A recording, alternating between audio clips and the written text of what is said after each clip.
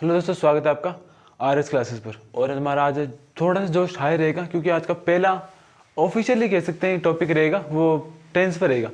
पिछली 2 हमने जो क्लासेस की है टेंस की, ग्रामर की, इंग्लिश ग्रामर की, 10वीं की ग्रामर की, जो उस ले को हम पकड़ नहीं पा रहे जो हम पकड़ना चाहते हैं। जैसे कि हम टेंस करना चाह रहे थे, लेकिन फर्स्ट क्लास हमने फुल स्ट्रेटेजी बेस पर बात की।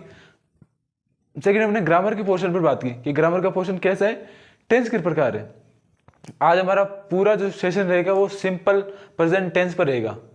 पहले हम एक टेंस को पढ़ेंगे एक क्लास के अंदर, क्योंकि धीरे धीरे ले को प्राप्त करेंगे। जैसे हमारा लक्ष्य है कि आप लिखिए 1 2 3 4 5 6 7 8 9 10 11 और 12।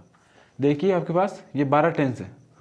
फर्स्ट डे आपके सिर्फ एक ही टेंस पढ़ा जाएगा, उसके बाद 2, उसके बाद 3, उसके बाद 3, उसके बाद 3। यानी जनरली 1 2 3 4 और 5 क्लासेस में आपका टेंस कंप्लीट हो जाएगा। आज की थोड़ी सी पहली क्लास है तो थोड़ी सी छोटी रह सकती है, बड़ी रह सकती है, वो तो उस सिंपल प्रेजेंट टेंस के खत्म होने पर पता चलेगा। लेकिन आपको तब तक नहीं छोड़ा जाएगा सिंपल प्रेजेंट टेंस के अंदर, तब तक आपको कंप्लीटली समझ में नहीं आ जाता है। देखिए, हाँ, अब मैं मानता हूँ कि अगर आपको टेंस मजबूत करने तो मेरे को आपको बेस्ट कंटेंट देना पड़ेगा, ये बिल्कुल अच्छी बात है। लेकिन आप मानिए कि जब टेंस खत्म हो जाएंगे, जैसे कि मान लीजिए हमने टेंस का फर्स्ट जो पार्ट है सिंपल प्रेजेंट टेंस का वो खत्म कर लिया है, उसके बाद आपका फर्ज बनता है कि आप संजीव में से और जो एक्सेलेंट की पासबुक है उनमें दोनों में से जो एक्सरसाइज सीरीज है प्रैक्टिस की,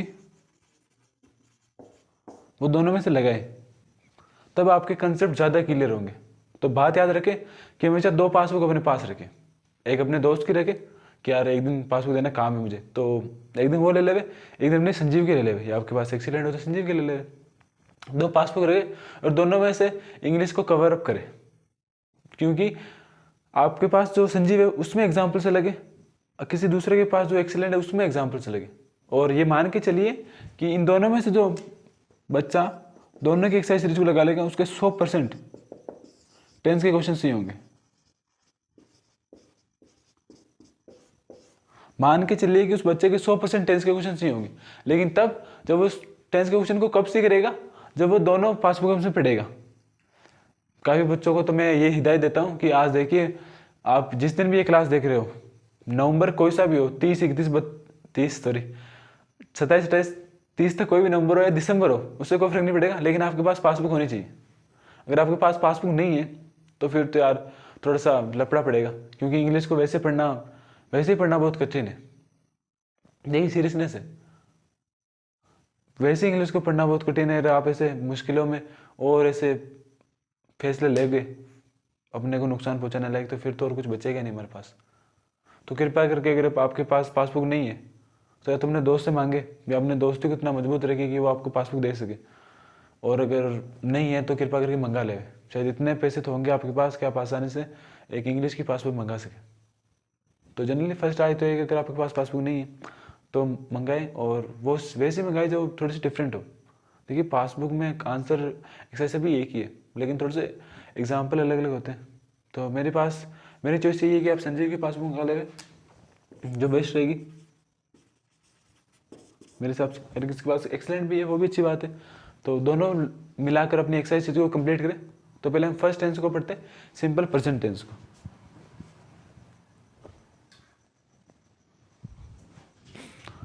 तो सिंपल प्रेजेंट टेंस पर बात करते हैं।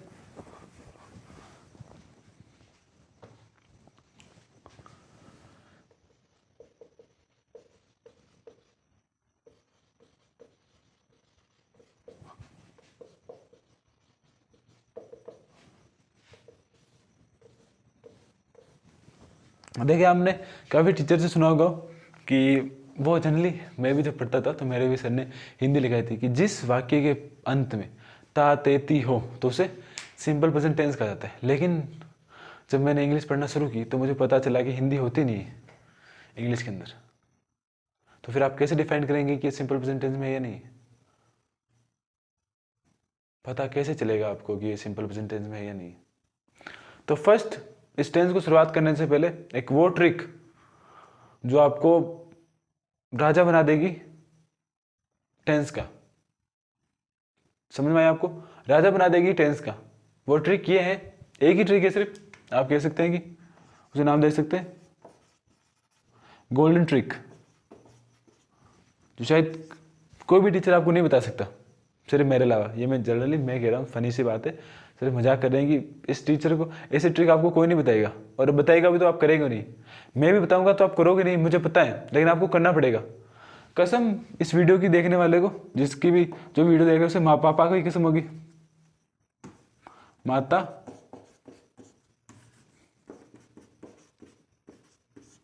जो भी वीडियो देखेगा उसके माता पिता की कसम होगी, अगर उसने 50 वर्ष याद नहीं की तो। अगर आने वाले 5 दिन के अंदर,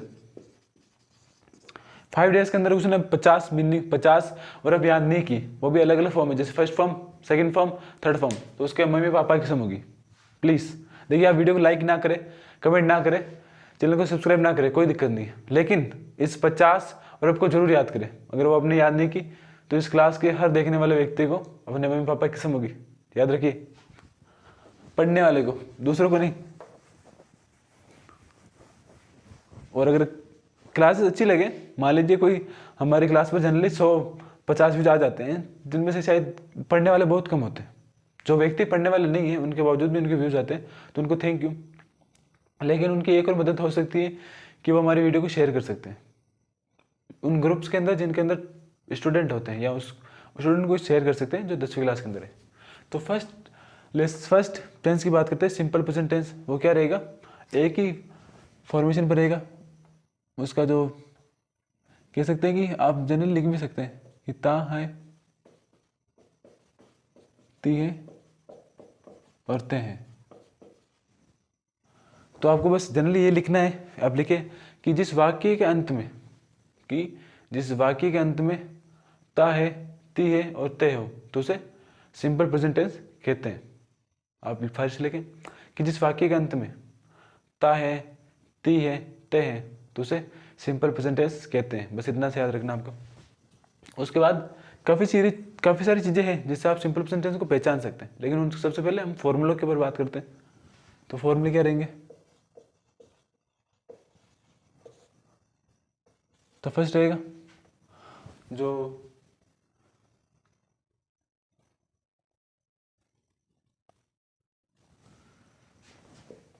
फर्स्ट जो होता है वो होता है एफर्मेटिव। सेकंड होगा नेगेटिव। थर्ड होगा इंट्रोगेटिव नेगेटिव। उसके बाद थर्ड होता है इंट्रोगेटिव और फोर्थ होता है इंट्रोगेटिव नेगेटिव। जनरली आप मान के चलिए कि आपको हर टेंस के 4 याद करने, 4 फॉर्मूले याद करने, यानी 4 बार चौक 48, यानी 48 फॉर्मूले इस टेंसेस के अंदर बनेंगे जो आपको जनरली याद करने पड़ेंगे। जैसे आप टेंसेस के ये 48 फॉर्मूले याद कर लेंगे, आपकी एक्टिव वॉइस भी क्लियर हो जाएगी, पैसिव वॉइस भी क्लियर हो जाएगी। यानी टेंस के सिर्फ एक चैप्टर से आपके 2 चैप्टर और क्लियर हो जाएंगे। और फ्लेमिंग जो क्वेश्चन आएंगे, क्वेश्चन टेक कह सकते हैं उन्हें, वो भी आपके क्लियर हो जाएंगे। यानी सिर्फ टेंस को ध्यान से पढ़ने से, पूरे बेसिक से पढ़ने से आपके 4 पार्ट क्लियर हो जाते हैं। टेंस भी, एक्टिव वॉइस भी, पैसिव वॉइस भी और क्वेश्चन टेक भी। तो इन सभी की पहचान लिखते हैं कि क्या है? Subject plus verb plus S yes बल सब्जेक्ट।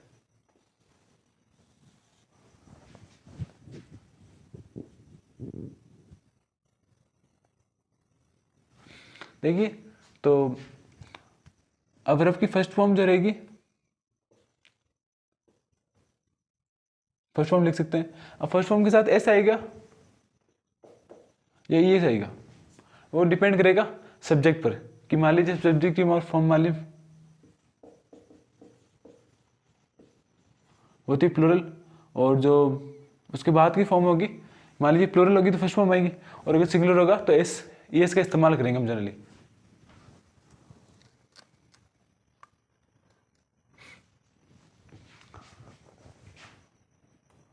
ठीक है, तो आप जनरली लिख सकते हैं फर्स्ट फॉर्म होगी तो सिंगुलर का इस्तेमाल करेंगे, और एस का इस्तेमाल कब करेंगे? जब वो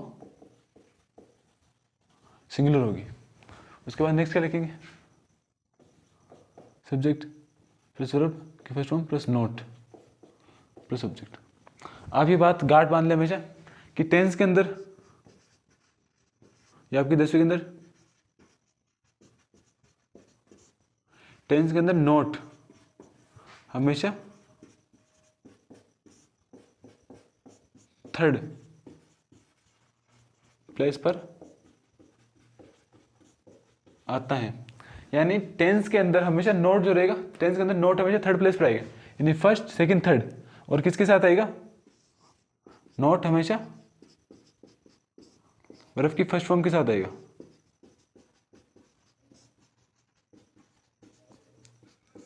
तो ये चीजें तो आप उतार ले आप कि क्या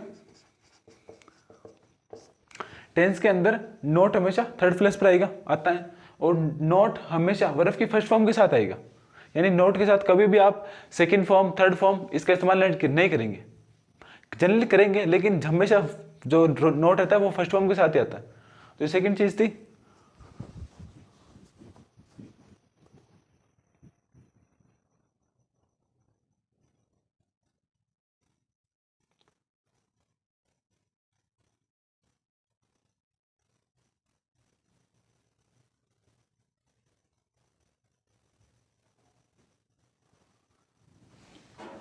ठीक है, तो ये सेकंड चीज रहेगी। इसके अंदर आप इसे ऐसा भी लिख सकते हैं सेकंड। तो subject plus do plus not plus की फ्रॉम और ऑब्जेक्ट अलग अलग, देखिए अलग अलग पासबुक के अंदर या अलग अलग रेफरेंस बुक के अंदर अलग अलग हो सकते हैं फॉर्मूलाज, तो जनरली आप देख सकते हैं। उसके अलावा जो इंट्रोगेटिव रहेगा उसके अंदर क्या हो जाएगा, डू या डज जो होगा वो आगे जाएगा, वो फॉर्मेशन पर रहेगी, वो डू आएगा डज आएगा।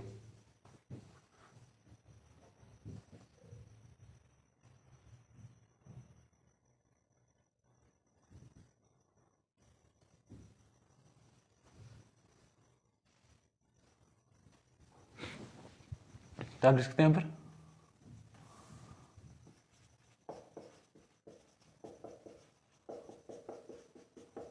इसके अलावा यहाँ पर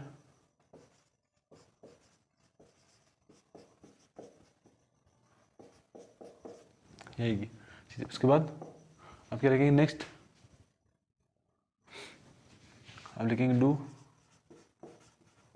does plus subject plus not plus की फर्स्ट फॉर्म प्लस ऑब्जेक्ट। आप यहाँ पे जनरली दो फॉर्मूले लगा सकते हैं। तो ये चार फॉर्मूले जब आप याद कर लेंगे तो आपको कंप्लीटली पता चल जाएगा कि इसी की आवश्यकता होती है।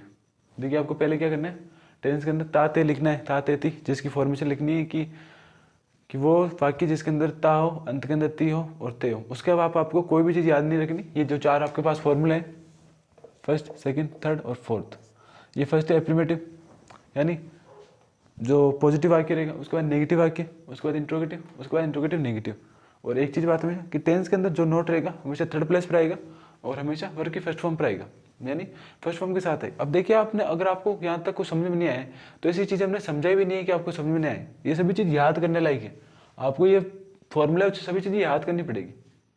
अब हम जो कुछ बताने वाले हैं टेंस के फॉर्मूले या एग्जाम्पल कह सकते हैं, वो आपको समझने पड़ेंगे कि कैसे हम उनका यूज़ करेंगे। तो उनका यूज़ करते हैं, सबसे पहले फर्स्ट फॉर्मूला लिखते हैं।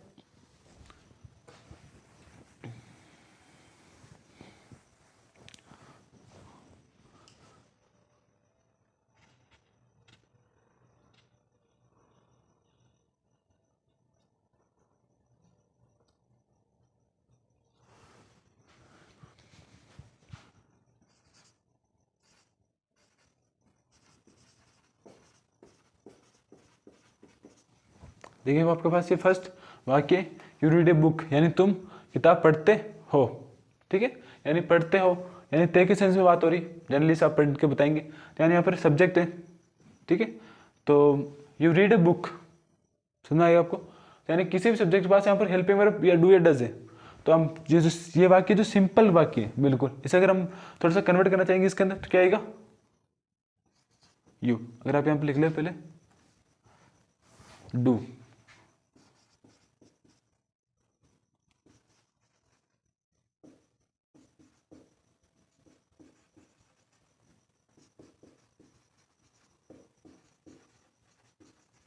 इसके अलावा यहाँ पर भी लिख सकते हैं डू, यहाँ पर लिख सकते हैं डज, जो सिंगुलर रहेंगे, जैसे इट, ही, शी, और जितने भी प्रॉपर नाउन कह सकते हैं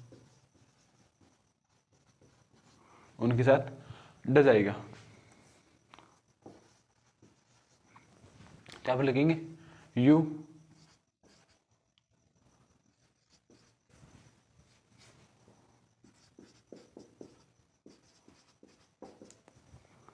you do not read a book, ये तो यस एफर्मेटिव कि यू रीड बुक, कि आप तुम किताब पढ़ रहे हो, ठीक है, पढ़ते हो। और you do not read a book, क्या तुम किताब नहीं पढ़ते हो। तो जनरली दो चीज़ की अलग अलग बात होगी। तो आप हिंदी निकले के बजाय आप सीधा सा पढ़े, तो मान लीजिए आपको जनरली ये नहीं दिया हुआ हो, ठीक है, आपको यहाँ पर डू डस भरने का बक्का जाएगा। एक आप जो भी एक्सरसाइज सीरीज देखेंगे तो आपको यहाँ पर डॉट लिखने के बाद यहाँ पर कोष्ठक में संख्या दी जाएगी, यानी एक वर्ब दी जाएगी, जिससे आपको पता चलेगा कि आपको उस टेंस के अंदर भरना क्या है, यानी उस टेंस के अंदर फिल क्या करना है। वो चीज़ आपको पता चलेगी तब उसके अंदर आप फिल करेंगे। समझ में आपको। तो ये फॉर्मेशन है उस प्रकार की, जब आपको पता चलेगा कि भरना क्या है।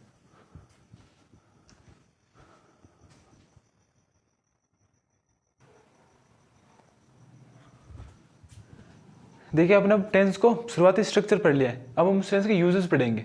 कि आपने टेंस तो पढ़ लिया है कि हाँ ये टेंस के अंदर ताती आता है, affirmative, negative, interrogative, interrogative negative का ये फॉर्मूला है। अब आपको इस टेंसेस के यूजेस पढ़ने पड़ेंगे, सभी के अंदर, सभी टेंसेस के अंदर ऐसे ही होगा, हर एक टेंस का यूजेस पढ़ने पड़ेंगे। इसके बहुत यूजेस बहुत ज़्यादा है, क्योंकि ये सबसे ज़्यादा इंपॉर्टेंट है। तो वो यूज देखते हैं।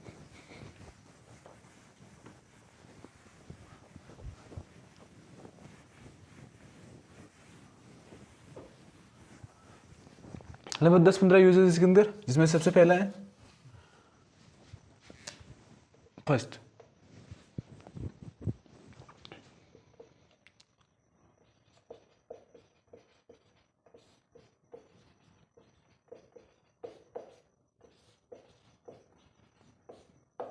आदतन और नियमित कार्य। मान लीजिए कि आपकी आदत है, आदत क्या है कि आप रोज सुबह जल्दी उठते हैं और वो नियमित कार्य करते हैं कि Ram goes to daily school, ठीक है, यानी वो रोज स्कूल जाता है। तो जो आदतन है और जो नियमित आप कार्य कर रहे हैं उसके साथ हमेशा सिंपल प्रेजेंट टेंस आएगा, यानी उसके अंदर वर्ब की फर्स्ट फॉर्म ऐसी ऐसा आएगा, जनरली आप मान सकते हैं वही होगा। तो इसका पहला उपयोग है, इसके अंदर हम एक फॉर्मूला देखते हैं, वो रहेगा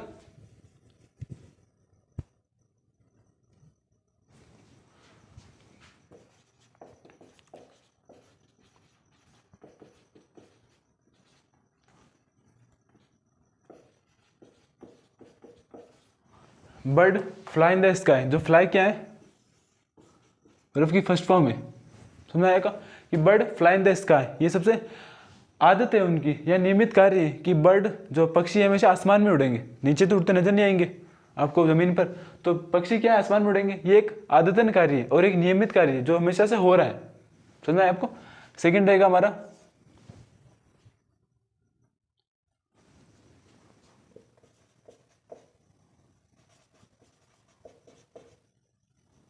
सार्वभौमिक सत्य। देखिए सार्वभौमिक सत्य क्या होता है, एक वो सत्य है। देखिए जनरली तो हम सत्य की बात करते हैं कि जो हमेशा सच होता है। सच क्या है कि आप पढ़ाई कर रहे हैं, आप हमेशा पढ़ाई करते हैं, आप अपने माता पिता की इज्जत करते हैं, लेकिन वो हमेशा के लिए सच नहीं रहेगा। एक दिन ऐसा समय आएगा जिस दिन आप किसी अलग चीज को अपने माता पिता से ज्यादा इंपॉर्टेंस देंगे अपनी लाइफ के अंदर। वो कुछ भी हो सकती है। लेकिन सार्वभौमिक सत्य क्या है कि पृथ्वी हमेशा सन के चारों ओर घूमती है, ये एक सार्वभौमिक सत्य है। सन हमेशा पूर्व में से उगता है, ये एक सार्वभौमिक सत्य है। सन हमेशा सूर्यास्त जो होता है वो पश्चिम होता है, ये एक सार्वभौमिक सत्य है। तो इन प्रकार के जो सार्वभौमिक सत्य है उनके अंदर जो टेंस का इस्तेमाल होता है वो भी सिंपल प्रेजेंट टेंस का इस्तेमाल होता है। तो इसका एग्जाम्पल देखते हैं, एक वो रहेगा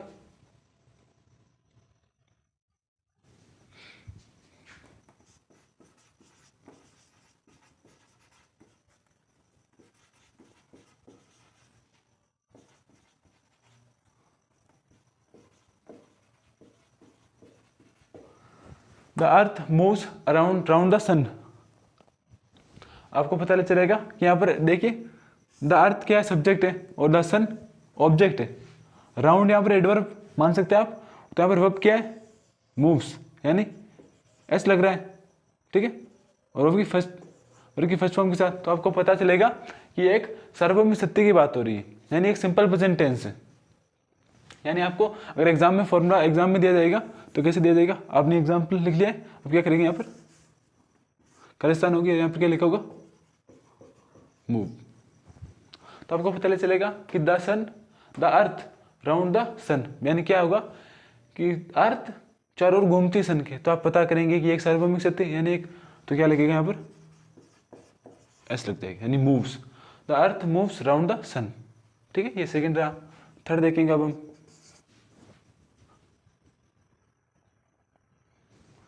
थर्ड रहेगा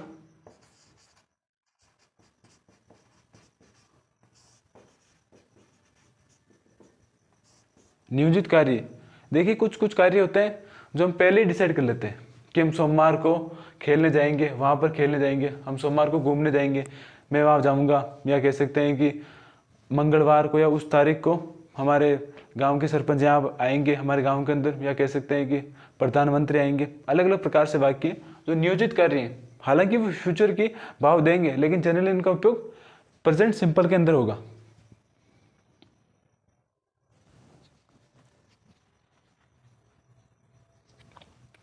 जैसे आप लिख सकते हैं इसके अंदर एक कि द प्राइम मिनिस्टर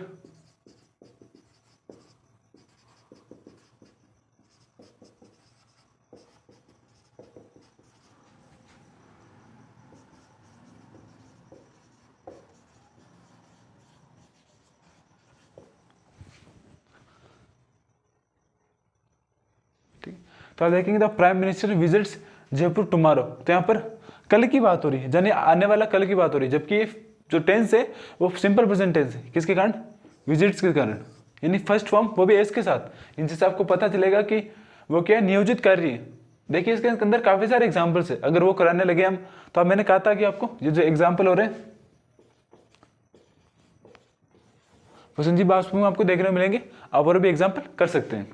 फोर्थ रहेगा हमारा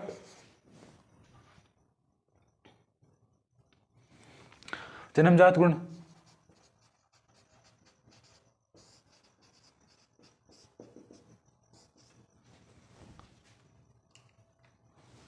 इसके अंदर एक एग्जाम्पल है, ए मदर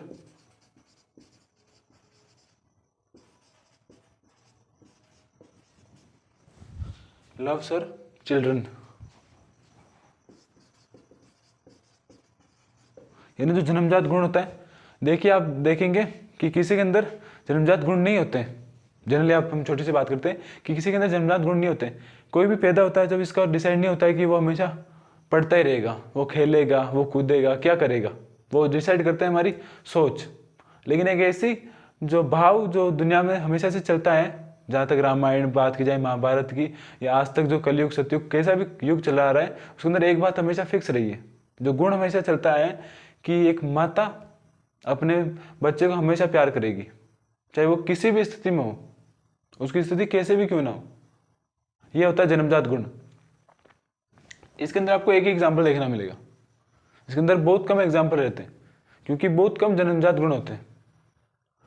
आप काफ़ी सारे गुण को अपने अंदर डेवलप करते हैं, जैसे आप अच्छे पढ़ने के गुण होते हैं, आप मैनर से बैठने को, साफ सफाई के गुण होते हैं, अच्छे रहने के गुण होते हैं, अच्छे बोलने के गुण होते हैं, लेकिन ये हम डेवलप करते हैं। और जो जन्म से चला रहा है वो क्या है कि एक माता अपने पुत्र को हमेशा प्यार करेगी। समझ में आया आपको? तो ये 4 था, उसके अंदर 5 के बाद 5 की चर्चा करते हैं।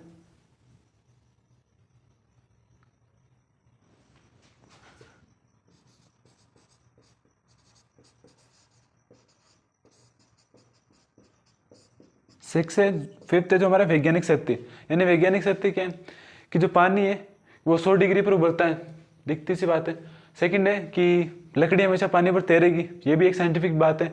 इसके अलावा कि जो पानी है वो 0 डिग्री पर बर्फ बन जाएगा, ये भी साइंटिफिक बात है। तो ये कुछ कुछ चीज़ें जो साइंटिफिक फैक्ट होती हैं उसको हम कह सकते हैं ये सिंपल प्रेजेंट टेंस के अंदर आती है। उसका एक एग्जाम्पल लिखते हैं।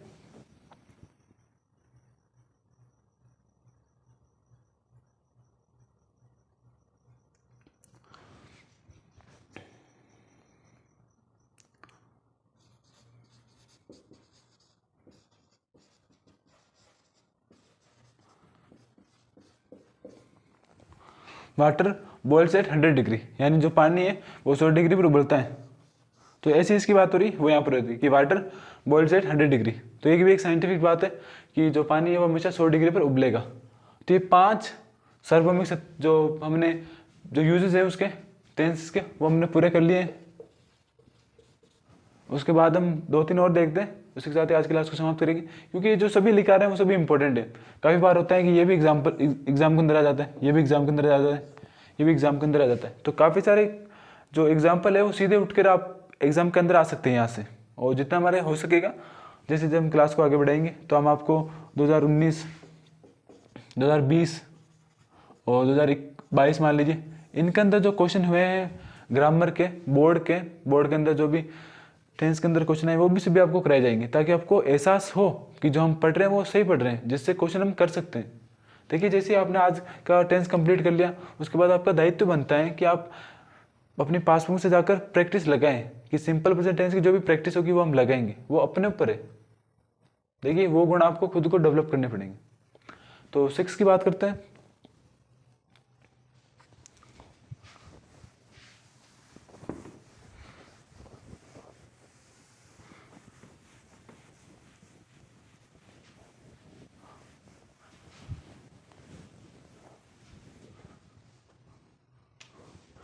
जो छठा है वो है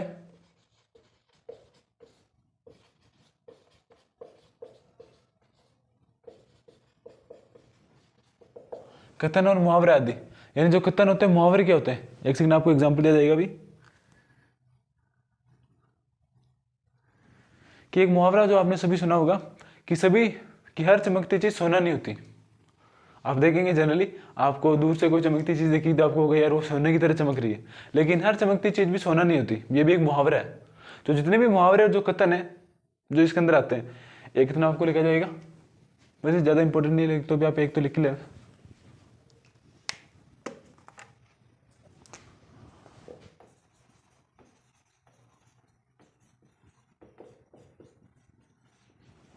All that glitters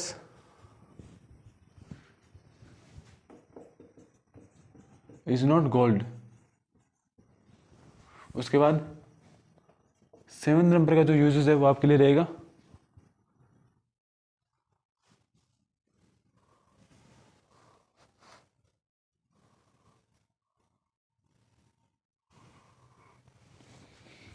जो सबसे इंपॉर्टेंट है,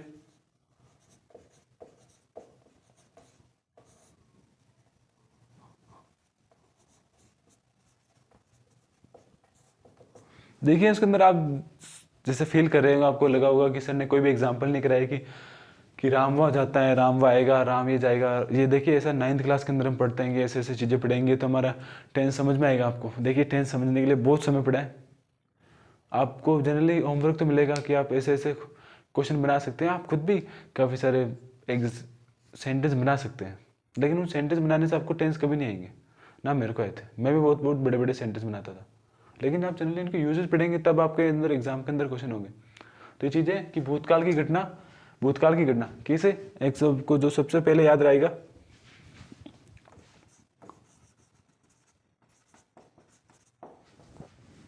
इंडिया विंस फ्रीडम इन 1947। तो ये एक सबसे इजी एग्जांपल है जो आपको समझ में आएगा कि भूतकाल की घटना को प्रस्तावित या कह सकते हैं कि प्रस्तुत करने के लिए भी आपको सिंपल प्रेजेंट टेंस की आवश्यकता पड़ेगी। लास्ट एंड फाइनल जो 8वां है यहाँ पर,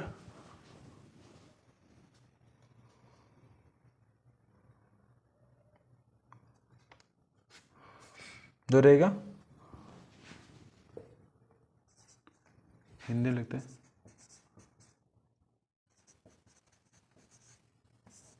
नकारात्मक वाक्य सब लिखेंगे कि डू नॉट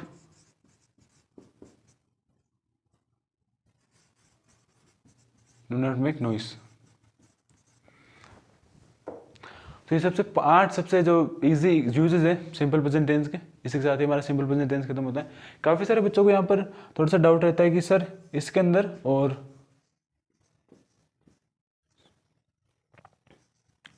इसके अंदर कौन सा सही है। देखिए दोनों ही सही है। आप ये भी लिख सकते हैं कि do not make a noise, आप ये भी लिख सकते हैं डू नॉट मैकेनोइड्स, दोनों की प्रोनाउंसिएशन भी एक रहेगी और दोनों का फॉर्मेशन भी एक रहेगा। लेकिन अगर यहाँ पर दोनों को लिखने की बात की जाए तो दोनों सही है, लेकिन अगर कंपैरिजन की बात की जाए दोनों में से तो ये ज़्यादा सही है। इंग्लिश के अंदर शॉर्ट फॉर्म ज़्यादा इफेक्टिव होती है, समझ में आया आपको? दोनों ही सही है, ये भी सही है, आप ये भी लिख सकते हैं, डू नॉट। तो इसी के साथ ही आपकी टेंस की क्लास सही समाप्त होती है। जो सिंपल प्रेजेंट टेंस को हमने आसानी से पढ़ा आज।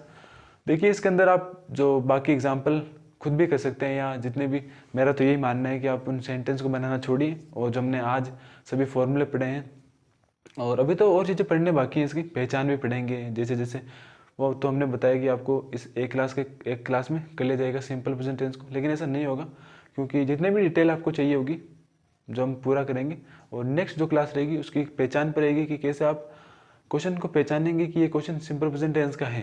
ठीक है, तो आज क्लास को ही समाप्त करते हैं। अगर आपको ये सिंपल प्रेजेंट टेंस का सेशन अच्छा लगा तो वीडियो को लाइक करें, शेयर करें, चैनल को सब्सक्राइब करें। धन्यवाद।